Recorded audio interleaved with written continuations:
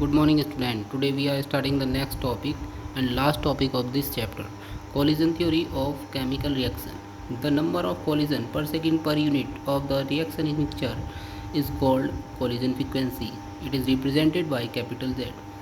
किसी reaction mixture में per unit volume में पर सेकंड में होने वाले कोलिजन को हम कोलिजन फ्रीक्वेंसी कहते हैं। अब ये कोलिजन किन का होता है? रिएक्टिंग स्पेसिस का, जो रिएक्शन में रिएक्टेंट हैं।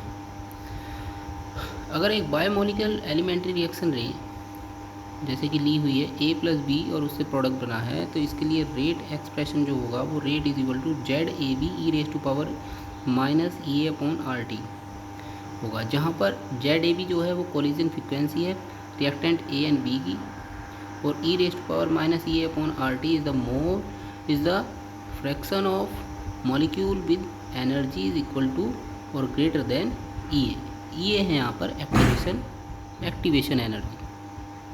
व्हेन आर्हेनियस इक्वेशन, यानी आर्हेनियस इक्वेशन से इसकी कंपेयर करें तो आर्हेनियस इक्वेशन और इसमें से जो चेंज है वो जेड और ए का है। ठीक है, यहाँ पर जेड आ गया है कोलिजन फ्रीक्वेंसी। अब इसको अच्छे से समझते हैं कि कोलिजन फ्रीक्वेंसी है क्या। Not all the collision result into product.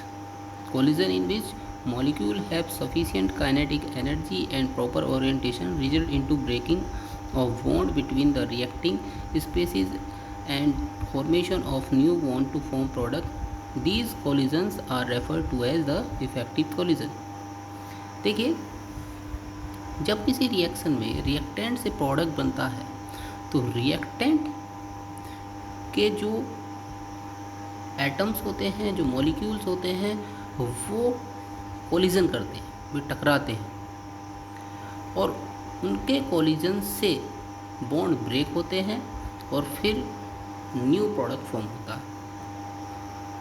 अब कोलिजन थ्योरी ये कहती है कि जो ये रिएक्टेंट हैं, इनके मॉलिक्यूल आपस में कोलिजन कर रहे हैं, तो ये कोलिजन अगर प्रॉपर वे में हो, प्रॉपर ओरिएंटेशन में हो और जो मॉलिक्यूल आपस में कोलिजन करने वाले हैं वो कोई सफिशिएंट काइनेटिक एनर्जी रखते हों, तब बॉन्ड ब्रेक हो सकते हैं रिएक्टेंट के और प्रोडक्ट फॉर्म हो सकता है।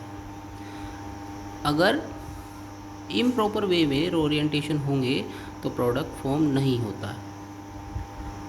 ठीक है, और प्रॉपर वे में ओरिएंटेशन होकर जो प्रोडक्ट बनता है इसको हम कहते हैं कि ये इफ़ेक्टिव कोलिजन हुआ है रिएक्टिंग स्पेसिस के मॉलिक्यूल का। इसको एक एग्जांपल से समझते हैं।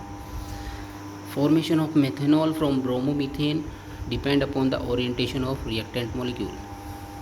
ब्रोमोमीथेन से मेथेनॉल मॉलिक्यूल का बनना एक प्रॉपर ओरिएंटेशन पर डिपेंड करता है। ठीक है, हमने रिएक्टिंग स्पेसिस में लिया है ब्रोमोमीथेन और OH नेगेटिव न्यूक्लियोफाइल है, जो कहीं से भी आ सकता है, यानी वाटर मॉलिक्यूल से मिल सकता है या किसी अनदर कंपाउंड से मिल सकता है। हम रिएक्शन करा रहे हैं तो यहाँ मेथेनॉल बन गया, ब्रोमीन आयन की फॉर्म में बाहर आ गया। अब इसको अच्छे से समझते हैं। देखिए आप, हमने ब्रोमोमीथेन के मॉलिक्यूल को ओपन करके रखा हुआ है, आपको दिखाई दे रहा है। ब्रोमीन पर पार्शियली नेगेटिव चार्ज, कार्बन पर partially positive charge. Bromine is highly electronegative atom and carbon is less electronegative atom then bromine. अब OH नेगेटिव किस तरह से इस पर ओरिएंटेशन कर सकता है देखते हैं। अगर प्रॉपर वे में ओरिएंटेशन होते हैं रिएक्टिंग स्पेसिस में तो देखिए होगा क्या, OH नेगेटिव कार्बन के पास जाएगा, एक न्यूक्लियोफाइल एक इलेक्ट्रोफाइल के पास जाएगा, तो वो होगा क्या, ब्रोमीन का बॉन्ड ब्रेक होगा कार्बन से और OH बॉन्ड फॉर्म होगा, एक इंटरमीडिएट फॉर्म बनेगी और फिर आगे चल के मेथेनॉल बन जाएगा, ब्रोमीन आयन निकल जाएगा। अगर इम्प्रॉपर वे में ओरिएंटेशन हो गया, OH नेगेटिव कार्बन के पास ना जा करके ब्रोमीन के पास पहुंच गया, तो Br is also more electronegative atom and OH is nucleophile, it is also electronegative atom और ion और molecule।